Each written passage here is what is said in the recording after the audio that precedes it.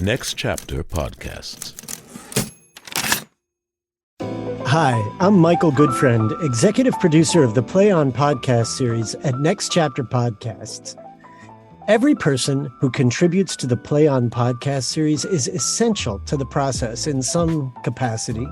It's safe to say that the writers who adapt our texts for audio production are the least visible artists in the process, but the most essential to the successful creation of each episode. It's the adapter who has the singular challenge of collating all the information contained in the translated text. Fortunately, we found just that person in Nat Cassidy. This is the second half of my interview with Nat Cassidy. Was the process of the adaptation pretty straightforward for you? Does Shakespeare lend itself to the audio medium? I think so. I actually consumed a lot of Shakespeare in audio throughout the years. Like as a kid, it's up through college. Like I always had I had a couple of collections of famous speeches that I kind of would listen to all the time with, like Richard Burton doing Henry V and John Gielgud doing John of Gaunt and those kind of greatest hits. And then who is it? I want to say it's like Blackstone or something like that, has a collected works, complete works in audio. And I would listen to those all the time, which were really great. I remember the Henry IV's being particularly really good. So I've always kind of consumed Shakespeare orally already. There's that style of dramaturgy is kind of designed for an audience that maybe is dipping in and out of attention every now and then. Like half of your audience is going to be illiterate, half of them is going to be yelling or like buying an orange or something like that. So there is a fair amount of expositional handholding that happens in the language a lot of the time. That can be very useful for an audio context. Then on the other hand, like we experienced with Measure for Measure, there are also a lot of things that happen only visually, and it becomes a real challenge as to how do you convey that. Like, It would be nice if the Duke was like, now I'm going to take off my monk robe and put on my Duke costume. But he just shows up in his Duke costume and you have to be like, oh, how do we convey this? So there are certain things that are a challenge. But in general, it's such language rich material anyway that, you're already listening differently than you would to something that is maybe a lot more contemporary and a lot more staccato and stichomythia and just kind of like talking and overlapping and stuff like that. I think Shakespeare shares a lot more DNA with the earlier forms of drama that it makes it very useful for an audio kind of process for the mechanics, both as a producer and as a listener to audio drama.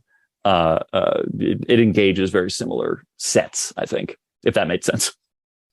Absolutely. I wonder what about this particular play caught you by surprise or drew you in? What did you discover going into Measure for Measure this way?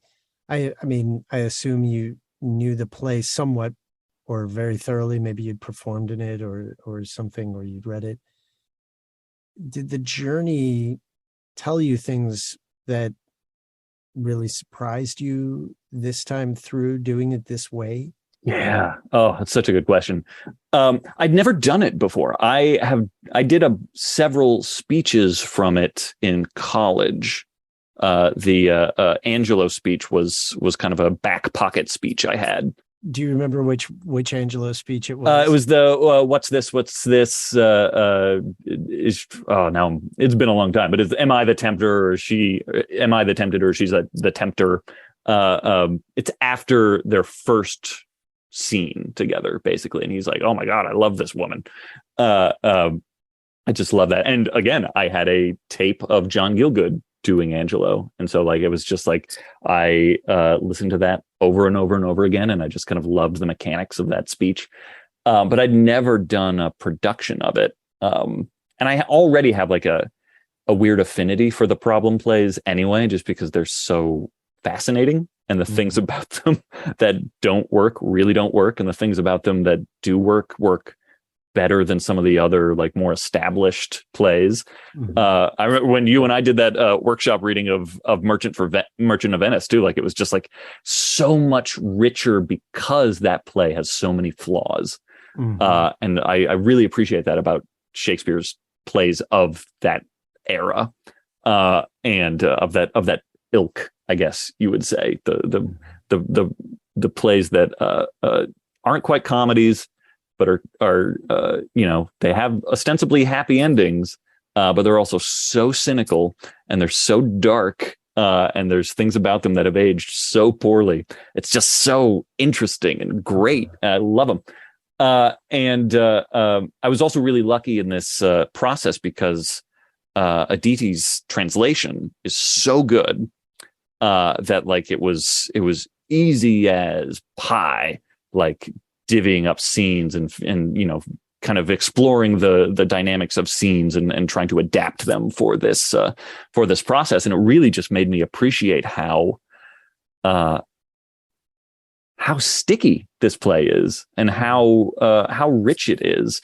I guess one example is it was in our very first conversation with Jesse, the director, because I was like, I had just gotten the opportunity to accept this job of adapting, and I was like, yes, sign me up. But before I get started, let's talk about which measure for measure this is, because I've seen measure for measure done with Angelo as a monster, and I've seen him done as an angel, and I've seen, like pedal to the metal cynical interpretations of measure, and I've seen ones where it's a little more incidental or accidental or something, or at least well-meaning the things that happen. And I think that's just that speaks so well to the complexity and richness of the text, that it can have that kind of varied tradition that you don't get with like some of the pure comedies or some of the pure tragedies. Like those are what they are. You're not going to see a lot of like slapstick Othellos or something like that, but you will see like very clearly steered versions of like All's Well or Measure or Merchant or things like that. Timon is another example of like, I've seen some that are very clearly one way and some that are very clearly the other way. And you can look at that as a flaw of the text or as like one of its most beautiful aspects. So like once I had a clearer idea of where we wanted this production to go, which ultimately was like in a less on the nose cynical place and in a much more like organic and well-meaning or good faith sort of interpretation of the actions of these characters, it made it that much richer, because like I got to live in those prison scenes and live with those characters and look at them in that light, kind of in the way that I would look at like Sarah Connor, listening to her actions in my little crappy Walkman headphones, and just like try and imagine what would compel someone to do these things. And it's all there in the text, and Aditi has brought out that language so beautifully.